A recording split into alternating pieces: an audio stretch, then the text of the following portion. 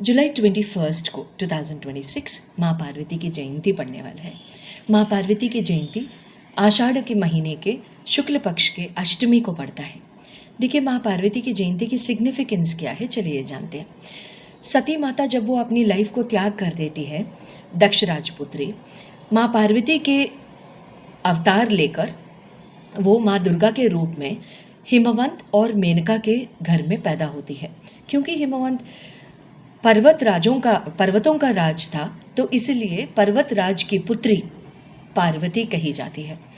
तो ये माँ पार्वती शिवजी से शादी करने के लिए वो अपनी घोर तपस्या करती है। वो तपस्या के प्रोसेस के थ्रू ही वो अपर्णा के नाम से जानी जाती है और माँ गौरी के नाम से भी जानी जाती है। अपर्णा यानी जो एकदम ड्राई लीव्स भी उन्होंने कंज्यूम नहीं किया, लीफलेस के जो उपवास करते हैं, जो कंद मूल फल को छोड़िए लीव्स भी उन्होंने कंज्यूम नहीं किया, इसलिए वो अपर्णा कही जाती है। वही अपर्णा माता गौरी यानी श्वेत वर्ण, गौरी वर्ण, जो सफ़ेद एकदम दूध के वर्ण में जो दिखने वाली जो माँ है, माँ दुर्गा है, वही माँ गौरी के नाम से कही जाती है। तो ये माँ जो माँ गौरी का जो घोर तपस्या थी, जो प्रेम और समर्पण का मिलन था, वही शिवा और शक्ति है। वही डिवोशन, वही भक्ति, वही श्रद्धा अपनी पति के तरफ, वो undivided commitment and that attention अगर कोई दे सकता है, माँ पार्वती के अलावा कौन दे सकता है ना। तो इसी प्रेम को, इसी समर्पण के भाव को सेलिब्रेट करने के लिए हम माँ पार्वती की जयंती सेलिब्रेट करते हैं।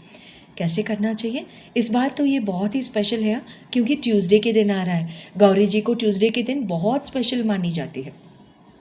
सूखे हल्दी के गांठ लें जो बिना टूटे हुए, उनके मतलब आधे में या तो कोई क्रैक्स नहीं होनी चाहिए, ऐसे प्लीज़ संभल के देखिए। मुट्ठी भर ले लीजिए, जितनी अपनी मुट्ठी में आते हैं ना उतना ले लीजिए। और उनके साथ साथ पीले फल यानी बनाना आप दे सकते हैं, बनाना समर्पण कर सकते हैं। जानते हैं भगवान जी के भोग में बनाना क्यों समर्पण करते हैं, अत्यंत प्रिय क्यों मानी जाती है? क्योंकि बनाना और कोकोनट ये दोनों ही फल हैं जो झूठे नहीं हैं, जो हम खाते हैं फिर उसके बाद हमारी सलाइवा से वो सीड नहीं निकलता है ना। कोई सीड नहीं चाहिए बनाना को और कोकोनट को उगने में, तो प्योरेस्ट फॉर्म में उगते हैं वो दोनों। तो इसीलिए भगवान जी को वो दोनों प्रिय माने जाते हैं बाकी सब फलों से कंपैरिजन में। तो यहाँ पे क्या करें आप, सूखे हल्दी के गांठ, बनाना, जितने भी काउंट में आप समर्पण कर सकते हैं। हो सके तो कोई नया वस्त्र अगर मम्मा को समर्पण करना चाहते हैं तो करें। अच्छे से बैंगल समर्पण करें, लाल, हरा, पीला समर्पण कर सकते हैं। और आपके शादी जल्दी होने के लिए आप प्रार्थना कर सकते हैं। और उसके साथ साथ गौरी अष्टक पढ़िए, गौरी स्तोत्रम पढ़िए, गौरी स्तोत्र पढ़िए, गौरी अष्टोत्तर पढ़िए, जो 108 नाम होते हैं। साथ साथ शिव जी की भी आराधना करें। जब भी याद रखिए, कभी जब भी कोई देवी देवताओं का पूजा आप करते हैं, खाली एक देवी का या एक देवता का नहीं करें, दोनों जो कपल है उनका दोनों का मिलन के साथ आप करें। तो जिनका भी शादी हो चुका है और उसमें बहुत सारे फिल इन द ब्लैंक्स हो रहे हैं आपको, तो वो सारे मतलब मिटाने के लिए भी गौरी माँ की सहायता आप कर सकते हैं। या रामबाण के उपाय बताती हूँ।